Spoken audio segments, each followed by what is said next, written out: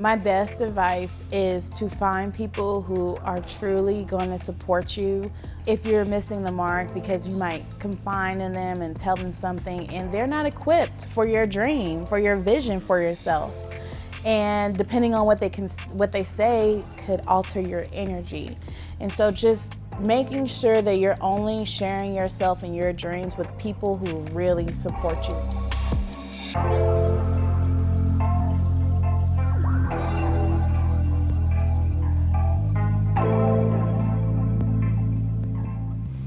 How's it going, guys? And welcome to another episode of Secrets of Silence of Success. Today we have the one and only Roxie Reese. How are you doing this morning? Hi, I'm doing good. Good. Nice to be here. Absolutely. So tell me, who is Roxie Reese? I am a mother. I am a business owner. I'm a sister. I'm a daughter. And I am 27, went to DeSoto High School, went to college for a little bit, but really focused on going straight into work and making money. Gotcha. And right out of high school, went to Nordstrom, where I learned how to build customer relationships and outreach, great customer service overall, and kind of like those pillars of just having a great business around customer service. Gotcha. And one of my biggest passions was fashion. That really didn't work out as well as I wanted it to. And so it's more of like a hobby, something I do now. But for the last 4 years, I have been a lash artist. Mm-hmm. I don't lash as much now because now I am the CEO of DFW Lash University, and I pretty much just run the school. Sure. I make sure we're running operationally what strategies we need to push us forward. Sure. What moves do we need to make for placement, and that's just my role right now. So that's me. Got you. Yeah. So tell me about choosing to go the entrepreneurial route as opposed to the traditional 9-to-5. Yeah, I think I've always flirted with entrepreneurship. Just starting out at 16, I'm like, I have to find a way to make money, but nobody would hire me. Like, okay. I went on multiple interviews, nobody would hire me, and so I started babysitting. Okay. And then from there, when I was doing fashion, I did start my own business. It wasn't like a serious business where I went out and did the DBA, but I did step into the entrepreneur world a little bit. Mm-hmm. And I got bit by that bug, and ever since then, I was always just a thinker of like problem solver. Like, sure. That's just me. Problem solving. Even when I was working at Nordstrom, I would always be in the store manager's office trying to figure out like what new ideas the business could be doing. Mm-hmm. And I always felt like I'm not being valued here. So maybe I just need to focus on like what I can do on my own. Sure. So I left Nordstrom. I started doing lashes on the side. Mm-hmm. And the lady I was working for, because I also was a production manager at a clothing manufacturer, mm-hmm. and she saw me starting to do lashes. It only took her 3 days of me starting to do lashes, and she was like, you should do this. You should commit to this. You're good at it.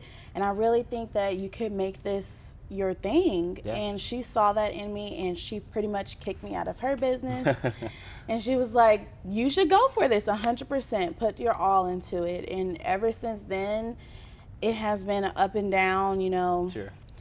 Trying I feel like the worst learning, not the worst, but the biggest lesson that I have learned is like how to deal with customers when it's your own business. Sure. Like, you can't, working at Nordstrom, I could blame it on our manager, our policies, and all that type of stuff. But as an entrepreneur, if you don't set those same boundaries in your business, you struggle with how to deal with incidents with customers. Sure. So. Makes sense. So you talked about being in fashion, working for Nordstrom's. How did you make that transition from that 9-to-5 at Nordstrom's to doing your own thing with doing lashes? What was that transition like? Because a lot of people are kind of scared to take that leap. Yeah. I honestly didn't have a choice because I had left Nordstrom and I was working at my other job. And when she pretty much laid me off, she laid me off. She was Yeah. like, next week is going to be your last day. So I didn't have a choice. I had already left Nordstrom. I was done with them. I didn't feel valued. Sure. I was at this company where I felt like I can grow, but she saw me doing lashes and she was like, you should just go for this. You're good at it. You should go for this. So I was kind of put in a position where I didn't have a choice to keep my 9-to-5 and start entrepreneurship. Yeah. It was put everything into entrepreneurship. So I took a training, and at that training, she was like, you have to get your license. In Texas, they have a specialty license. It's very new. People don't know about it. And I just took off with I just ran with my eyes closed. I found someone who would let me get like a space, like a suite that I could do lashes in while I was going to school. And I just kept all my promises. I told her, I don't have my license. I'm in school. It's going to take me 3 months. But can I still booth friend here so that I can still make money? Sure. Because I still had a lifestyle. I still had a car note. I still had a phone bill. Sure. And so she let me. And I just, I abided by her rules. Everything that she wanted me to do, how to handle her customers, how to be respectful to her place of business, and I stayed there for a year, and I went to school. I was at school taking clients. When I got off from school, I would go to my suite. I would continue to take clients. So I was working from like 9 to 9. Yeah. I didn't have any kids. I lived with my parents, and I just really took advantage of that time. Like, I know a lot of people, I see a lot of young people, they kind of get down and depressed on themselves when they are still living at home with their parents, but they don't know what they want in life. They don't know their passion yet. But instead of being flustered in that energy, instead of focusing on what it is they want to do for their rest of their life, like, that's really what I honed in on. I'm like, yeah, I'm still living with my parents, but I get to save my money. Yep. I get to figure out what I want to do. I can do a little something over here. I can go over here. I can figure out what it is I want to commit to. Sure. And with that, I was able to start a custom garage sale. That didn't work out. I could start doing custom designs for people. That didn't work out. Then I started doing lashes. That worked out. And only because, I was at home with my parents, my expenses were low, was I able to kind of bounce around and find out. And it was hard. I had my down days. I'm like, Sure, what am I doing? My friends are off at college. I'm just here. I ain't making money now. Like, what am I doing? And so the whole collide with the fashion is I get to make women beautiful with the lashes. It's instant gratification for them. It's instant gratification for me. That is really where I fell in love with the lashes. Like, it makes a huge difference. It can take you from a 6 to 10, just lashes. And I'm really someone that is really minimal with my makeup, what I do to my face. And so I just fell in love with the service. And I committed myself to it. I told myself, I'm going to get my license, and then I'm going to go back for my instructor's license so that I could be able to teach girls and one day open up a school when that time comes. So that was the plan, and I stuck to it. Gotcha. I missed out on a lot, but I just stayed tunnel vision on what I had going on. Sure. So you talked about starting your lash business. Can you give some insights to others who may want to start a lash business, whether that's marketing, whether that's how to be profitable, how to find clients? What were some of the things that you did to make your business a success? Research. This is a new industry. A lot of people kind of put us in a box like, oh, cosmetologist, or esthetician. They don't understand that I went to school for 320 hours just on lashes. Sure. That is a new industry. It's very, very new. So I had to do a lot of research. I did my due diligence. I was on YouTube. I was on the podcast. I was going above and beyond. And it kind of got to a point where it's not just about your skills. It's not just about doing the lashes. Like you said, the marketing. How are you keeping your clients happy to get them to come back every 2 weeks? Sure. And the biggest strategy that I could give to someone who is looking to start their own lash business is to pay attention to the clients who are coming back. Because you're so big on nobody is booking me, no new people is booking me. Who has already booked with you? Why did they not come back? If they did come back, did they like the service? Did they like how the lashes wore? And try to survey them so that you can fix things that you may have learned down the road. But I really just feel like people are so obsessed with what they don't have instead of just starting out with what you do have. And to, how to make it profitable is you have to price yourself well. You cannot be obsessed with how people are going to look at you, especially your friends and family, when you do start to elevate in your business, when you do start to raise your prices and you feel like, well, they were with me when I first started. Mm-hmm. That does not mean that you grandfather them in for 5 years and you just keep on charging them $20 to do their lashes. That is not business. That is not smart. That is not something that you can scale a business off of. And so people get in this mindset of, oh, it's just a side hustle.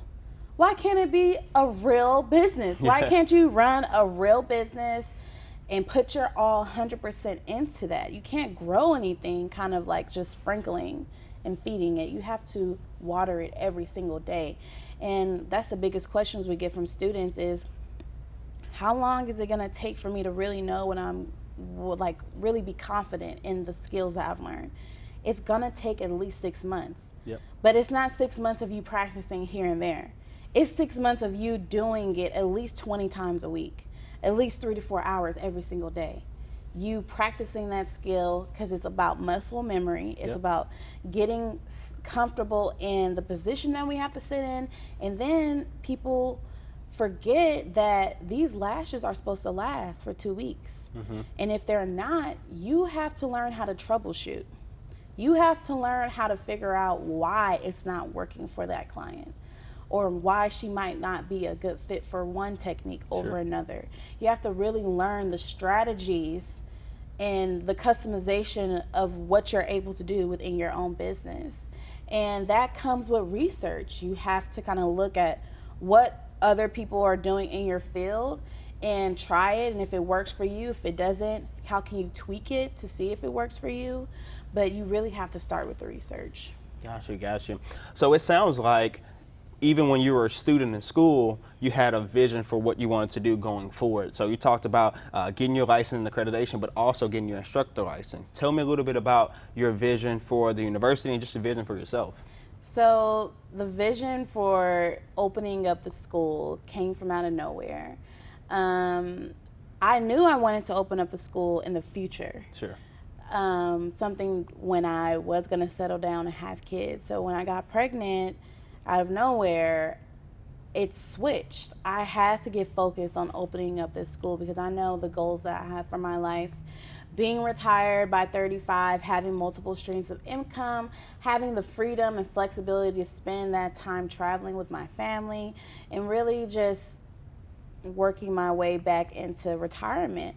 And so with that being said, I knew that, okay, it has to happen now. And with COVID, I know it was good and bad because we did lose so many people, but without the grants and the money from the government, I would have not been able to open up the school so fast. And I would only position myself like that. And if I hadn't done this, started positioning myself like that in 2019, I wouldn't have been eligible for the monies from, the government, the PPP, the EDLI loans and that type of stuff.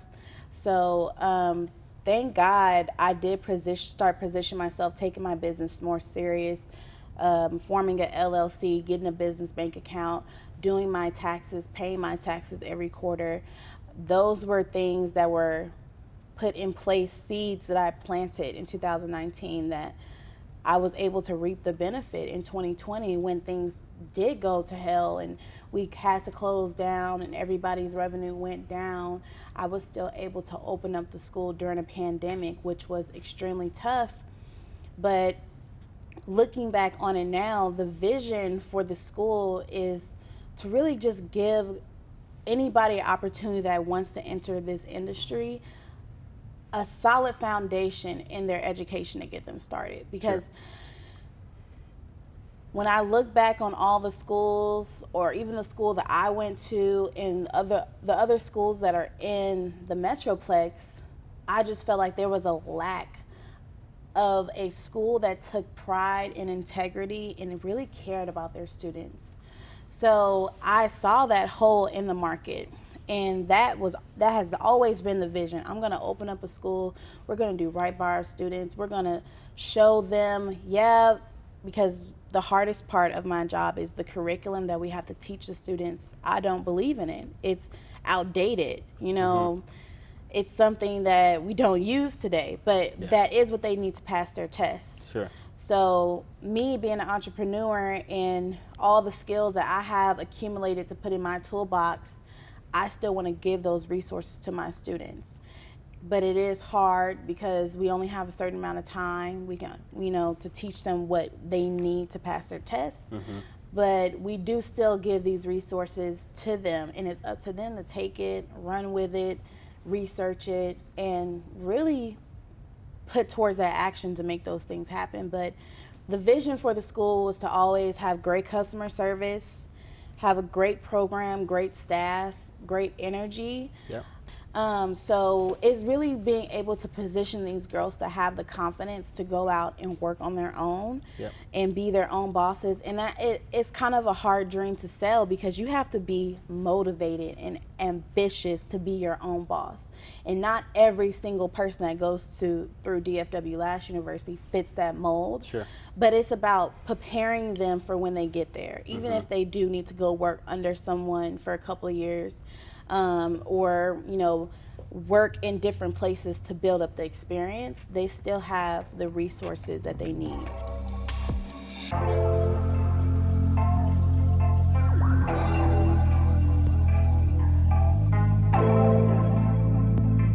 So kind of a two-part question here. You talked about providing your students with resources outside of just the curriculum. We talk about the curriculum being antiquated and outdated. So what are some of those resources that you're giving to your students to help them be successful once they leave the university? And also, what are some of the characteristics that you're seeing from your successful students? Is it self-discipline? Is it grit? Yes. Is it creativity? What are some of those things that you're seeing that's helping them succeed once they leave those doors? So one of the biggest things that sets us apart is we make them market. I know it sounds really small, but we make our students market. And it is kind of a culture here at DFW Lash University. We get them involved on the marketing, and we stress how important it is for them to market.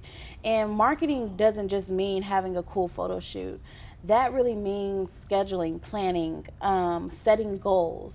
And so that's one of the resources. We let them see the ins and outs of the marketing that we do for the school, and then we push them and have assignments for them to also do while they're going through their program.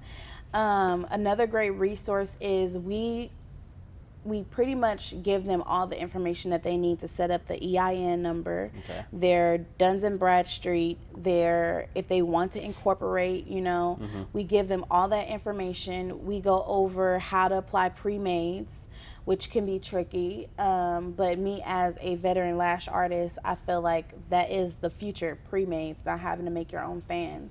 So we do give them that resource. And we are the only school that has a fully functioning online program with checks and balances, with actual assignments. We get a lot of students who feel like they can just enroll in the program and there's no work.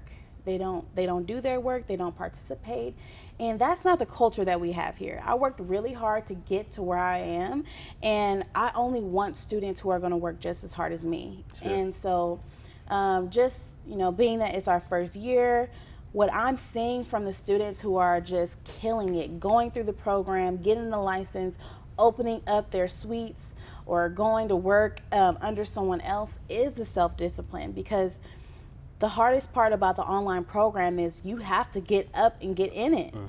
The program doesn't just come to you. You have to open up the computer. You have to record yourself. You have to upload. You have to reach out to your instructor. It's harder than coming to school. So with having the online program available all over Texas, we have to stay on top of those students, but yes, they have to be self-motivated. But we do give them, time management assignments, tools, resources that they can do to stay organized. We say, plan out your day. How much studying are you going to get done on Monday or Tuesday? Plan that out. Hold yourself accountable, and whatever you don't get done, push it to the next day, but please make sure it gets done. Sure. I feel like everybody wants instant, or work at their self-paced, and even though our program is self-paced to a certain extent, we still have deadlines, and that's just like business. You have deadlines. Yeah. So it sounds like you're teaching lashes, but so much more than that. It really sounds like an entrepreneurial business mindset university along with the lashes. So I'll also ask, as a business owner, you have the business up and running now, you got some additional instructor. How hands-on or hands-off are you now as the business owner with the university? I'm pretty much still hands-on. Staffing is one of my hardest jobs right now. We don't have a staff member in every position just yet, because what I've learned is hiring slow is just better than trying to fill the position. So I'm still very much hands-on. Yesterday, I can just take you through my day yesterday. I had a meeting with our student instructor, one of our lead instructors. We went over what her schedule looks like for us to record our lesson plans. And then from there, we created reels. So I had my whole suitcase here. It took us about 3 hours. And we went through about 4 different reels. We went next door, got the students involved. And that kind of is like how my days go. I'm not really in the class teaching. Even when I am at the school, I still speak to my students. I still speak to my instructor. I let them know I'm here, I'm available. But then I kind of go into my office and I'm filling out paperwork. I'm signing us up for grants.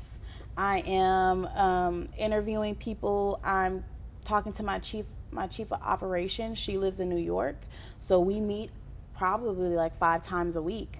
And then I have to get with marketing, get in the story, show up.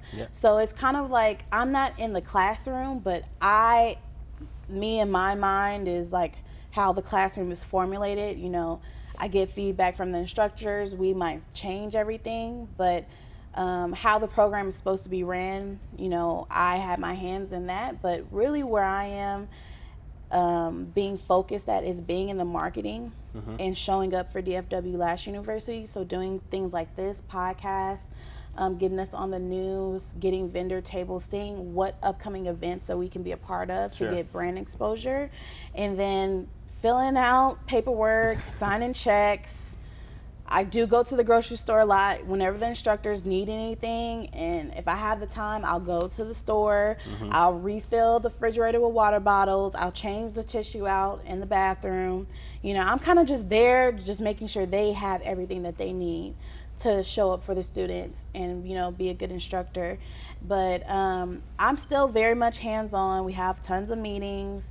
We have, goals that we want to hit. So I'm very much still hands-on, and I will be, I feel like, for the next 5 years at least. Gotcha. You talked about signing the checks, but also doing, quote unquote, the dirty work, going to get water bottles, doing this. How do you determine, as the business owner, what things do you keep on your plate versus the things that you delegate to others? Yes. Oh my God. And it's so hard.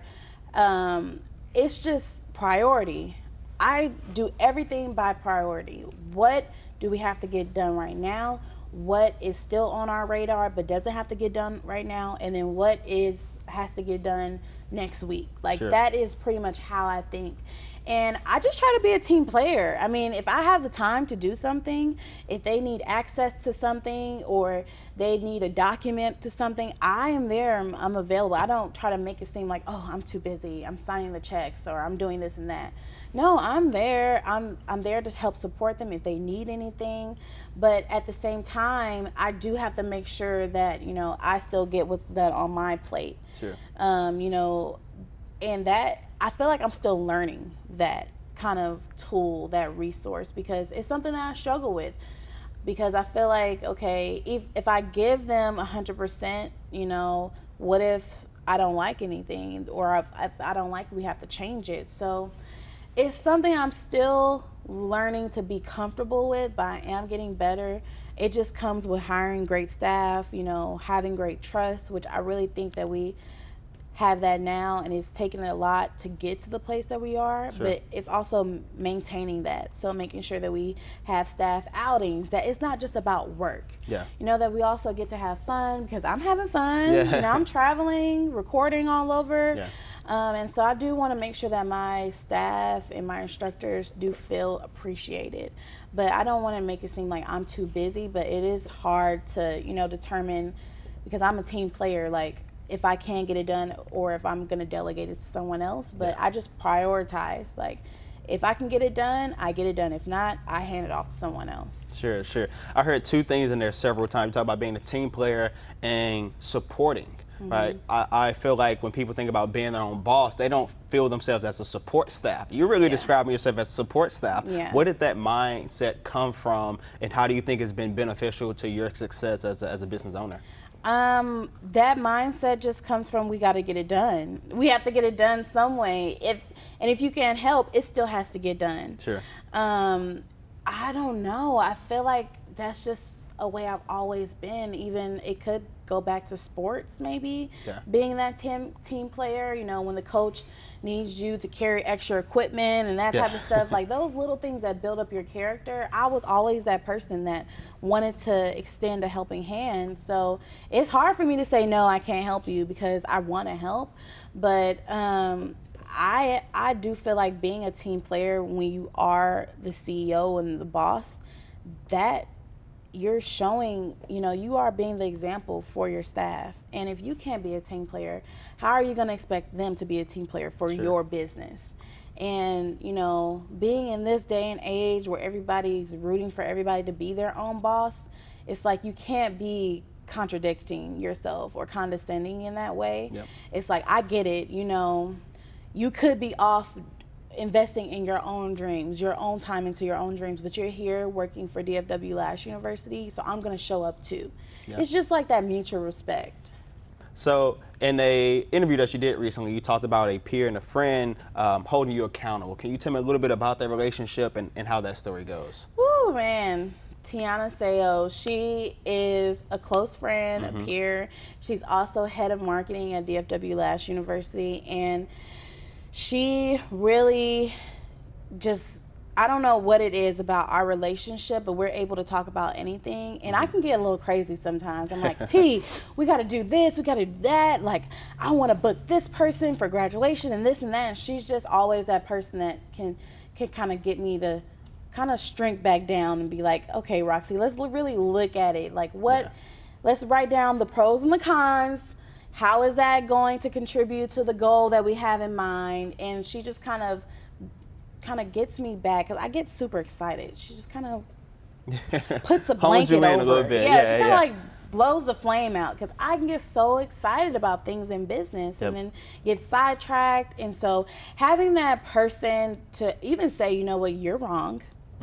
That's not how it's supposed to be, and you should go apologize. Even having somebody like that, not just always having a yes person around, is extremely important for you to reach your next goals and the next level in business. So it's a relationship that started off strictly business. I came in and I needed a place to booth rent. She let me booth rent here at the Lash Exchange. And from there, we became friends.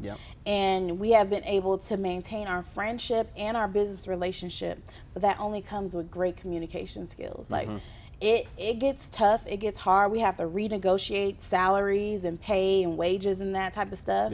And my biggest advice is just being transparent. Like, just being transparent and finding those type of people who are as transparent as you. There you go. That is the hardest part. But she is my confidant. She is the person I can go to, and she'll tell me if I'm wrong. She'll tell me if I'm right. She'll tell me if you're just off. You know, she is that person. Having somebody like that is extremely important. And she is a 10-year vet in the lash industry, so I've been able to learn a lot from her just beyond running a lash business.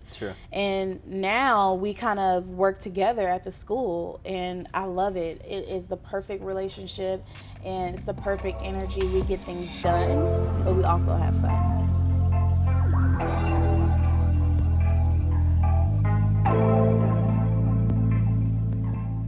Awesome, awesome. So taking a step to more the business side of things, you talked about teaching your students about EINs and different paperworks. I know you just recently bought a vehicle for your business. So talk to me a little bit about that. How did it go with, business credit? I know we bought a company vehicle. So just tell me a little bit about those idiosyncrasies about, having business credit, getting EINs, and really doing things the right way, paying taxes, right? Exactly. Doing things the right way. Exactly. Man, it's been a long time coming, but I really do feel like we are in the position now to really scale. And in order to be able to scale, you have to have those lines of credit, those business purchases, setting yourself up to do the taxes. And I mean, I've always been interested in the business side and living tax-free. So it was always a goal of mine, because getting this car, it wasn't just something that happened overnight. I had to think 8 months ago, really when that storm hit, that winter storm hit, we had all that time on our hands. Yep. I booked a course and I took action on everything that I learned, but it took about 8 months. And there was several no's from multiple banks that did not want to approve me, but staying persistent, doing your due diligence, and just keep on moving forward. Even with all the no's, I still kept on going. I'm like, no, we're making money. I got it.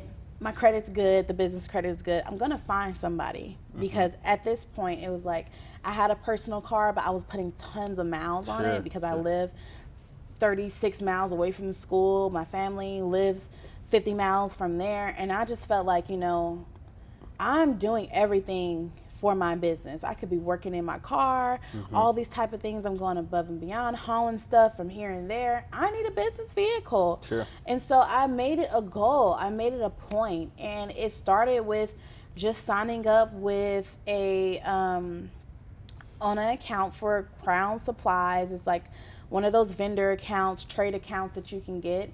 And I started purchasing from them and paying my bills on time, building up my credit, checking on my business credit, making sure that it's good, I'm not missing anything.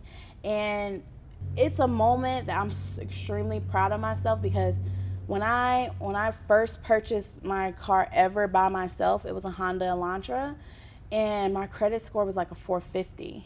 And I just felt so bad going into that car dealership, having to leave with whatever they could give me, because I needed a car. I left with a 16% interest rate, a $500 car note on a Honda Elantra. Honda Elantra, it's not even that big of a deal. So I made it a point that the next car I would get would be strictly under business. It would not be tied to me.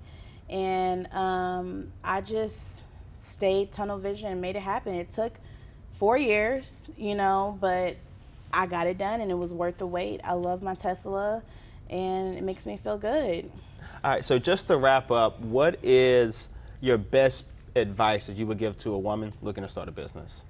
My best advice is to find people who are truly going to support you from where you're starting, where you want to be in the future, because I feel like when you try to take or bring people that don't really understand your ambition or your passion, where you want to be in the future, it can kind of deteriorate how you see yourself. Or like if you're missing the mark because you might confide in them and tell them something and they're not equipped for your dream, for your vision for yourself. And depending on what they say could alter your energy. And so just making sure that you're only sharing yourself and your dreams with people who really support you. And sometimes it might not be your family. Sometimes it might be a stranger, or sometimes it might just be a journal. And really just finding that what is going to work for you. Another piece of advice is just really think about where you want to be. Think about the future.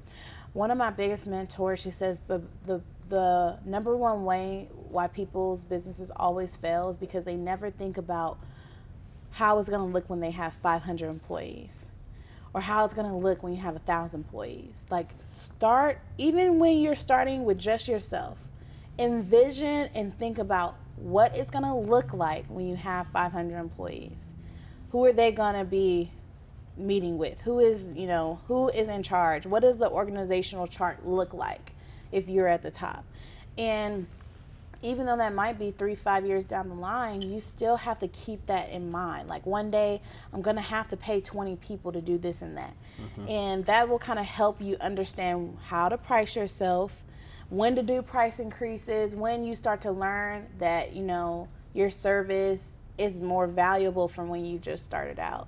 And that just comes with confidence too. So building that confidence up and making sure that you have people around you who genuinely support where you're going, and, you know, support you also that you're just starting out, but this is where you want to be in the future. Sure.